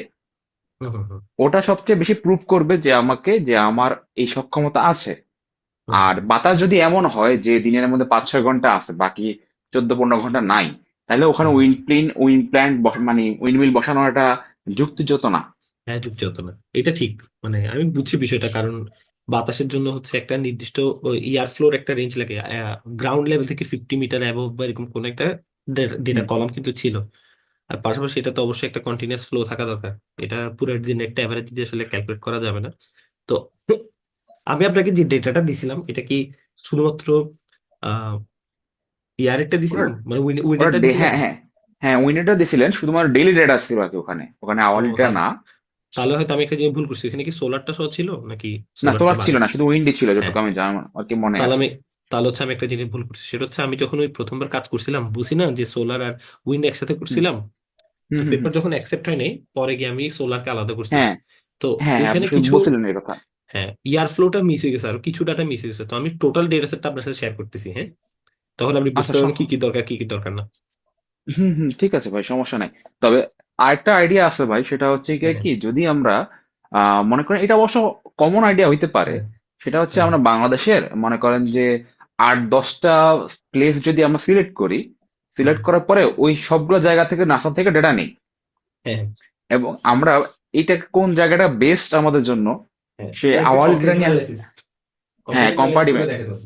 হ্যাঁ মেশিন লার্নিং দিয়ে বা বিভিন্ন মডেল অনুসরণ করে যে কোনটা আমাদের বেটার হবে, যদি এরকম হ্যাঁ কিছু করা যায় কিনা। হ্যাঁ, অবশ্যই করা যায়, কারণ আমি এবার যে সোলারের পেপারটা অ্যাকসেপ্ট হয়েছে, এখানে কিন্তু আমাকে একটা রিভিউ দিছে। রিভিউ দিয়ে বলতেছে হ্যাঁ হোয়াই সাউদার্ন রিজিয়ন, মানে why you emphasised on southern region. হ্যাঁ, হ্যাঁ, মানে এখানে একটা কম্পারেটিভ অ্যানালাইসিস আমি অ্যাড করতে পারতাম, যে নর্দার্ন রিজন নিয়ে দুইটা কম্পারেট করে দেখাইতে পারতাম যে সাউদার্ন রিজন ভালো। তো আমি এই জিনিসটা স্কিপ করে গেছি হচ্ছে এভাবে, যে আমি পুরনো একটা পেপারে একটা রেফারেন্স দেখছিলাম যে বিগত 200 নাকি 300 বছর ধরে সাউদার্ন হুম, রিজনে সোলার ইরিডিয়েন্স বেশি পাওয়া যায়, ওইরকম একটা সাইট করে দিছে একটা পেপারকে। তো চাইলে আমরা এটা করতে পারতাম যে বিভিন্ন রিজনকে নিয়ে সাউদার্ন, ইস্টার্ন, ওয়েস্টার্ন সবগুলাকে নিয়ে কম্পেয়ার করে দেখাইতে পারতাম যে এই রিজিয়নটা সবচেয়ে ইম্প্যাক্টফুল হয়। এটা করা যায়। হ্যাঁ ভাইয়া, এটা করা যায় নাকি দেখেন একটা জিনিস। আর একটা জিনিস হচ্ছে গিয়া, আমি তো আসলে আমার মাথায় কয়েকটা আইডিয়া ঘুরতেছে আসলে। আমার এখন হচ্ছে আমি যেহেতু কোড হুম, করে অত ভালো এক্সপার্ট না, বাট আইডিয়া হুম, আমার মাথায় আছে। যেমন আমাদের যে ইলেকট্রিক্যাল ডিজাইন গুলো আছে না ভাই, হ্যাঁ, হ্যাঁ, তো এখানে হচ্ছে গিয়ে সিঙ্গেল লাইন ডায়াগ্রাম টাইপের কিছু জিনিসপত্র আমাদের আর কি আছে আর কি। তো হুম, এগুলা সাধারণত আমরা পিডিএফ দিই ক্লায়েন্টকে, বা ধরেন হুম, একটা জিনিস হচ্ছে গিয়ে ওল্ড হয়ে যায়, পুরনো হয়ে যায়, অনেক সময় বোঝা যায় না যে ঘটনাটা কি হুম, ঘটতেছে। হুম, তো ইমেজ ডিটেকশনের মাধ্যমে যদি আমরা এখন ওই সিম্বল গুলোকে আইডেন্টিফাই করতে পারি, মানে জিনিসটা কাজটা অনেক বড়। সিম্বল ডিটেকশনের মাধ্যমে যদি আমরা এখন যদি ইমেজ প্রসেসিং এর হুম, মাধ্যমে আমরা শুধুমাত্র সিম্বল গুলো আইডেন্টিফাই করতে পারি, হুম, বা হুম। এই যে সিম্বলের পাশের লেখাগুলোকে আইডেন্টিফাই করতে পারি, সামনে এটা নিয়ে একটা সম্ভাবনা আছে। হ্যাঁ, অবশ্যই, মানে অবশ্যই কাজ করা আমি যায়। আপনাকে হয়তো বা দেখাইতে হুম, পারবো হুম, ব্যাপারটা পরে, আজকে এখন এই মুহূর্তে নাই আমার, বা আমি মাথায় মাথায় অনেক কিছু ঘুরতেছে, বাট আচ্ছা, আচ্ছা। হচ্ছে কি আমি ওই কাজ করার স্কোপ পাচ্ছি না, যেটা বাস্তব কথা। না, কাজ এই করানো যায়। এখন ধরেন মানে আমরা যখন আসলে স্টুডেন্ট নিয়ে কাজ করি তখন কিভাবে করি, বিভিন্ন রকম আইডিয়া যখন জেনারেট হয়, তো আমরা হুম, হুম, আইডিয়াগুলো সবগুলো নোট ডাউন করে রাখি। মানে আপনার ধরেন এখন মাথায় একটা আইডিয়া আসছে, বিশ্বাস করেন আপনি যে কথাগুলো বলছেন সবগুলা দিয়ে কিন্তু নতুন নতুন কাজ করা সম্ভব। কারণ আহ, মানে এই যে ইঞ্জিনিয়ারিং তো এটাই, তাই না? মানে বিভিন্ন রকমের হ্যাঁ, না ফিউশন এটা করা। এটা বললাম কেন, কারণ এই এই সিম্বল গুলার নিয়ে, ইলেকট্রিক্যাল সিম্বল গুলো নিয়ে কাজ খুব একটা ঘটে নাই। এই সিম্বল গুলো হুম, হুম, আইডেন্টিফাই করতে পারলে এটা একটা ইউনিক কাজ হইতে পারে এক। দ্বিতীয়ত হচ্ছে আরেকটা কাজ আমি করছিলাম, আপনাকে দেখাইছিলাম হয়তোবা, ওইটার কাজও আমি এখনো খুব বেশি বুঝাতে পারি নাই, ওই যে ফোরকাস্টিং এর যেটা, হুম, হুম, আহ, ওটার মডেল রেডি করতে হবে আর কি ভাই। তো আমার আসলে একটু সময় দেওয়া প্রয়োজন। হুম, হুম, আমি বেশ কয়েকটা মডেল চিন্তা করে রাখছি, ঠিক করে রাখছি যেগুলো ইউজ করব। বাট ওই কোডিং এ হচ্ছে গিয়ে আমি আটকে যাচ্ছি, যে কোডিং এ ঠিক আছে কিনা, আমি ওখানে আর কি আটকে যাচ্ছি। ওদিকে ওইটার তো আমি যে, আছি, প্রবলেম হবে না। হ্যাঁ, হ্যাঁ, না ওইটা যদি আমি, ওটা শুধুমাত্র আমার মডেল রেডি করাই বাকি, আমার কিন্তু ডেটা প্রসেসিং টসিং সব শেষ করা প্রায়। এখন জাস্ট মডেল রান করব, মানে মডেলে কোড রেডি করতে পারলে রান করা আমার জন্য কোনো ব্যাপার না। আচ্ছা, আমি ক্যাগেলও নিছি, বাট হচ্ছে কি আমি এখনো ওই যে কোডিংটা আমি রেডি করতে পারি নাই। আমি আপনাকে একটা স্যাম্পল পার্ট দিয়ে দিব, আপনি একটু যদি কোডিং গুলো দেখা দেন আমাকে। হ্যাঁ, অবশ্যই দেখবো, প্রবলেম নেই, আমাকে শেয়ার করে দিন। কারণ ওটা হইলে, ওটা কাজগুলো দেরি করলে হচ্ছে গিয়ে কি সিমিলার কাজ বের হয়ে যাবে আর অনেকগুলা। বেড়ে বেড়ে আর তবে ইয়েস। আমার কাজটা বেশ কিছু ইউনিক কাজ আছে, যেটা আসলে অন্য কেউ এখনো ফলো করে নাই। ঠিক আছে, তাহলে এই জন্য আমরা আর কি বসবো আমি এটা নিয়ে। ইন্টারেস্টেড। হ্যাঁ, আচ্ছা প্লিজ। আমার মতো হ্যাঁ, অনেকগুলোই আইডিয়া এখনো ঘুরঘুর করতেছে। যেমন এখনো পর্যন্ত কে হচ্ছে গিয়ে আমাদের মনে করেন যে বাংলাদেশের পাওয়ার সিস্টেমের যে হ্যাঁ, হ্যাঁ, ঘাটতি, হ্যাঁ, ডেইলি যে হ্যাঁ, ঘাটতি, এটা নিয়ে কেউ এখনো কাজ করে নাই। কিন্তু এটা ডেটা আমার কাছে আছে। মানে সবাই হচ্ছে আচ্ছা, গিয়ে ফোরকাস্টিং করতেছে, কিন্তু হচ্ছে গিয়া হ্যাঁ, যে আমার যে ডিমান্ড আমি মিট করতে পারি নাই, হুম, হুম, বা আসলে ডিমান্ড মিট করতে পারবো কিনা, কিছুদিন পর দিন ঘাটতি থাকতেছে, 200 মেগাওয়াট, 150 মেগাওয়াট। এই হুম, হুম, ঘাটতিটা আসলে আমার সামনে বাড়লে কিরকম বাড়তে পারে, বা আমরা আসলে এলএসটিএম বলেন বা ছোটখাটো ফোরকাস্টিং এ কি হবে, সেটা কিন্তু কেউ কাজ করে নাই এখন। সবাই ওই যে কজন কাজ করছে 10-12টা কাজ, হ্যাঁ, হ্যাঁ, সবগুলো ফোরকাস্টিং এ হয়েছে। হ্যাঁ, হ্যাঁ, হ্যাঁ, একটাই, একটা খুব সম্ভবত খুব মিড লেভেলে কাজ হয়েছে, মানে সরি, মানে এলএসটিএম তো না, ওটা হচ্ছে গিয়ে এমএসটিএম হইতে পারে বলতে পারেন। আচ্ছা, মানে হচ্ছে কয় 7 দিন দূরত্বের, মানে 7 দিনের পরে কি লোড মানে হইতে পারে ডিমান্ড, এটা নিয়ে একটা কাজ হয়েছে। বাট বাকি সবাই হচ্ছে গিয়ে 1 ঘন্টা বা 2 ঘন্টার কাজ করছে। বাট আমার আমার এই কোড যদি রান করতে পারি, আমি হয়তোবা 10 বছরের ডেটা ইনপুট করতে পারলে এটা দিয়ে আমরা হয়তোবা ওই যে 1 মাস বা 30 দিন পরের ডেটা একটা হয়তোবা ট্রায়াল দিয়ে দেখতে পারি যে কি রেজাল্ট আসে। হুম, হুম, হুম, হুম, বুঝছি। আসলে আইডিয়াটা জটিল, কিন্তু হচ্ছে কি আমি আসলে হয়তো শুরু করতে পারলে একটু ভালো হইতো। হ্যাঁ, বুঝলাম, তাহলে এটা নিয়ে প্রবলেম নেই। আইডিয়া যদি থাকে মানে কাজ করার জন্য দরকার হলে আমরা সাব গ্রুপে বিভিন্ন কাজকে সাইমultaneously চালাবো। হ্যাঁ, এটা হইতে পারে, এরকম সমস্যা নাই। কিন্তু ভাই আসলে এটার মধ্যে অ্যাক্টিভ একটু কাজ করার লোক দরকার। কারণ এটা যদি, আমার কাছে যেটা ধারণা মনে হয়, যেটা দিয়ে আসলে আমরা হয়তো কিউ হ্যাঁ, টু বা কিউটা টার্গেট করতে পারি, যেটুকু যে আইডিয়াটা বর্তমানে আর কি আমার মাথায় আছে।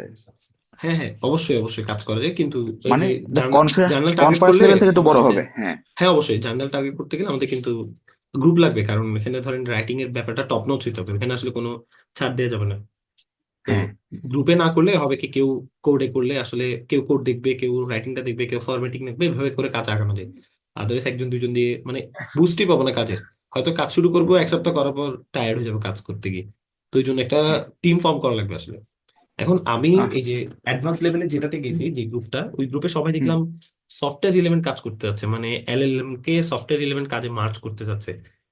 তো এখন হুম। ওইটাতে একটা প্রবলেম হচ্ছে, যেমন আমি সফটওয়্যার ফিল্ডে না, সফটওয়্যার ফিল্ডে হুম। হুম। যেহেতু না, সফটওয়্যার অনেক কিছু আমি বুঝবোই না। হ্যাঁ, তা তো অবশ্যই।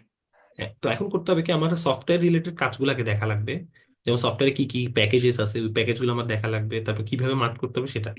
যদি রিলেভেন্ট ফিল্ডে কাজ করা যায় তখন কিন্তু আসলে অনেক এফোর্ট দেওয়া যায় সবকিছু নিয়ে। আর আমার অলরেডি টিম ফর্ম করা আছে, মানে আমার ভার্সিটিতে আমার কিছু স্টুডেন্ট আছে খুব ভালো কাজ করতে পারে, ওরা মানে কোডিং একদম 100 এক্সপার্ট।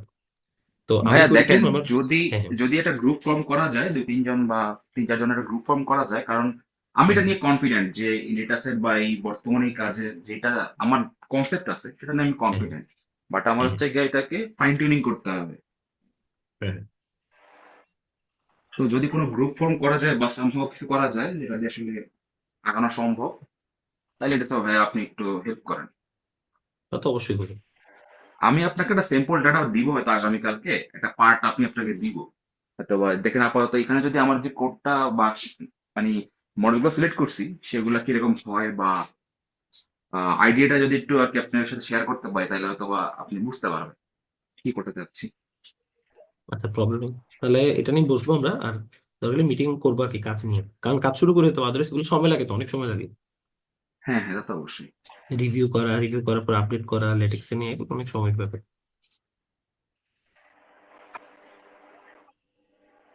ঠিক আছে, তাহলে আমরা এটা নিয়ে বলবো, এখন হচ্ছে এটার দিকে চলে যাই কাজে। হ্যাঁ, অবশ্যই আহ ভাই। দেখি এখন কাজ করে কিনা। হ্যাঁ, রান হয়েছে। লাইব্রেরি গুলো ইম্পোর্ট করে নিলাম।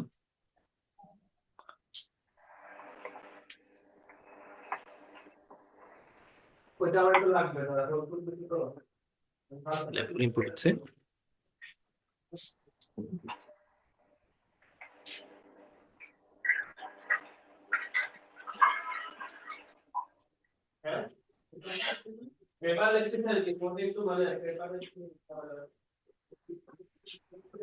এখানে একটা এরর আসছে, এররটা হচ্ছে no attribute gate product.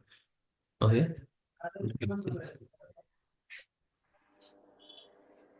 Import হলো। এখন হচ্ছে আমি যে আমার যে ইমেজের পাথটা আছে সেই পাথটা দিয়ে দিলাম। দেওয়ার পর এখন আমি যেটা করবো সেটা হচ্ছে, ইমেজটাকে লোড করার টাইমে আমি এখানে ফোর্স করবো যে ইমেজটা আসলে কত ডাইমেনশন বাই কত ডাইমেনশন হবে। আমি যদি 220 বাই 220 লিখি, তাহলে এই যে ইমেজটাকে সে স্ট্রেচ করে উইথের দিকে 220টা পিক্সেল করে দিবে, হাইটের দিকে 220 পিক্সেল করে দেবে। এটা কিন্তু আমার ফোর্স করা। তো আমি এখন যতটুকু চাচ্ছি ঠিক ততটুকু নিয়ে আসতে পারবো। এরপর করব কি, যে ইমেজটাকে লোড করব, সেই ইমেজটাকে অ্যারেতে কনভার্ট করে ফেলবো। অ্যারেতে কনভার্ট করা মানে এই 220 বাই 200 পিক্সেলের প্রতিটা ভ্যালু অ্যারে আকারে চলে আসবে। এটা একটু ক্লিয়ার করে দিই। সেটা হচ্ছে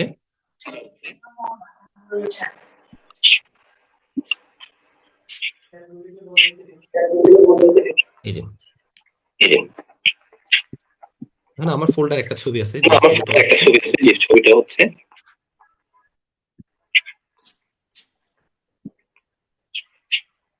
সাপোজ এটা হচ্ছে ছবি, যেটা 100 বাই 100 ডাইমেনশন। কাজে তোমার এখান থেকে ইকো আসতেছে, একটু কাইন্ডলি মিউট করো তো। হ্যাঁ। তো আমি যখন এইটাকে লোড করব, তখন চাইলে আমি এটাকে স্ট্রেচ করে 220 বাই 220 বানাই ফেলতে পারবো লোড ইমেজের ক্ষেত্রে।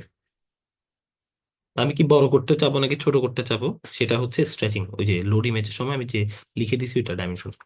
আবার এরপরে কি ইমেজ টু অ্যারেঞ্জ করবো, তখন হবে কি, এখানে তো শেপ আছে একটা মানুষের। তো এই শেপটা হবে কি এখন ইমেজ আকারে ফর্ম হয়ে যাবে, মানে অ্যারে আকারে ফর্ম হয়ে যাবে। এই যে বিভিন্ন 200টা পিক্সেল ভ্যালু অ্যারে আকারে চলে আসবে, তখন কোনো ইমেজ না, নাম্বার আকারে চলে আসবে এটা।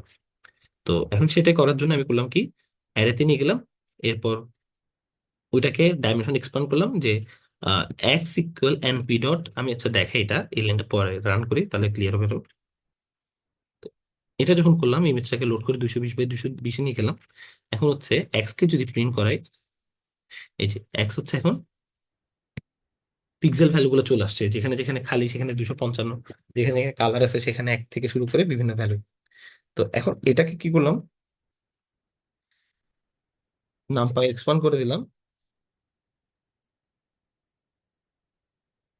আচ্ছা এখানে আগে ডাইমেনশন ছিল কয়টা, ডাইমেনশন ছিল হচ্ছে 1 2 3 4।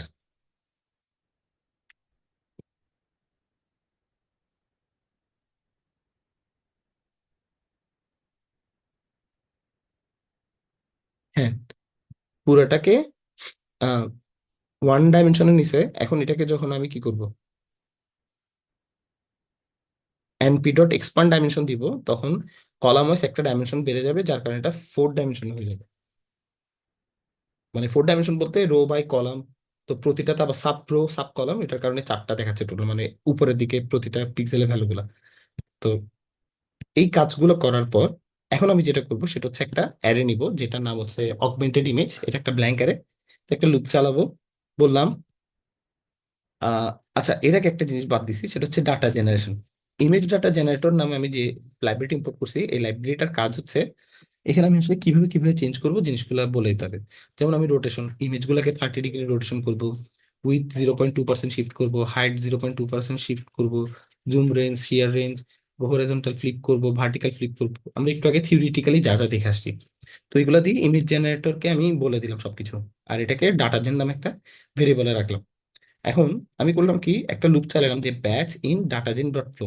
এই যে ডাটা জেনারেশনের যে ফ্লোটা আছে এটার মধ্যে এক্স কে পাঠাবো, যে ইমেজ গুলাকে ব্যাচ সাইজ বলে এসি 1, তার মানে একসাথে একটা একটা করে ইমেজ নিবে, অগমেন্টেড ইমেজের মধ্যে অ্যাপেন্ড করবে কাকে, ওই ব্যাচের ফাইলটাকে, আহ UNINT8, তার মানে হচ্ছে আহ এটা কি বলে ভুলে গেছি, আহ ইউ, এটা ইউনিকোড সরি, ইউনিকোডের ইন্টিজার 8 ভ্যালুতে আমি বলেছি যে ভ্যালুগুলো আছে, এই যে এই ভ্যালুগুলো আছে এগুলো হচ্ছে ইউনিকোডের, এটা 8 বিটের একটা নাম্বার। 8 বিটের নাম্বারটাকে এখন এটা করা লাগে, না হয় কিছু অ্যানোমালিস আসে, ডাটা টাইপ বলে দিতে হয়। তো এরপর করবো কি, আমি লুপ চালাবো। বললাম ইমেজটাকে আমি কি করব, 50টা করে করে, মানে একটা সিঙ্গেল ইমেজ, যে স্পাইডারম্যানের যে ইমেজ ছিল সেটা তো একটা ছিল, আমি এটা কতক্ষণ পর্যন্ত কাজটা চালাবো যতক্ষণ না 50 হয়। তার মানে এই অ্যাপ্লিকেশন গুলো হওয়ার পর সে টোটাল 50টা ইমেজ করলে স্টপ হয়ে যাবে। এখন আমি যখন এটা রান করব, ডাটা জেন রান করলাম, এটা রান করলাম, রান করে এখন আমার কি করা লাগবে, ইমেজটাকে প্রিন্ট করা লাগবে, তাহলে অবশ্যই আমার প্লট দরকার। প্লটের ফিগার সাইজ আমি বলে দিলাম 25 বাই 10, তাহলে উইথে 25, হাইটে 10। কিন্তু এটা যেহেতু সাব প্লট, আমার বলে দেওয়া লাগবে যে সাব প্লটে কয়টা করে রাখবো। আমি বললাম 5টা রো 10টা কলাম, তাহলে এখানে এই যে 5টা রো রাখছে আর 10টা কলাম রাখছে। সে প্রিন্ট করবে কাকে, এই যে 1 নম্বর ইমেজ, 2 নম্বর ইমেজ। এখানে IDX+1 দের কারণ হচ্ছে আমাদের আইডি তো শুরু হচ্ছে 0 থেকে, কিন্তু ইমেজের পজিশন শুরু হচ্ছে 1 থেকে, 1 নম্বর পজিশন, 2 নম্বর পজিশন, 3 নম্বর পজিশন। তো এই জন্য IDX+1 দিয়ে পজিশনটা আমি 1 করে দিলাম। তো এটা যদি রান করি, ওই যে আমার স্পাইডারম্যানের যে ইমেজটা ছিল এখন এটার মধ্যে সবগুলা ডাটা, ওই শেয়ারিং তারপর রোটেশন এগুলো হয়ে এই যে ইমেজটা এখন দেখাচ্ছে। তাহলে এখানে একটা ইমেজ থেকে আমি এ পর্যন্ত কতগুলো ইমেজ পেলাম, একটা একটা ক্যাটাগরি, কোনোটা একটু শেয়ার হইলো, কোনোটা ফ্লিপ হইলো, কোনোটা রোটেট হইলো। তো এভাবে করে করে আসলে আমি অগমেন্ট করে কি করতে পারবো, ডাটা সেটে স্যাম্পল বাড়াইতে পারবো। তো যে কোনো ক্ষেত্রে আমার যদি ইমেজ স্যাম্পল কম থাকে, আমি ঠিক এইভাবে অগমেন্টেশন করে নাম্বার অফ স্যাম্পলস কি করতে পারবো, বাড়াইতে পারবো। এই কোডটা আমি গতকাল গ্রুপে শেয়ার করে দিছিলাম। তো গ্রুপে শেয়ার করা কোডটা নিয়ে একটু চালাই দেখলেই হবে, আর কিছু লাগবে না।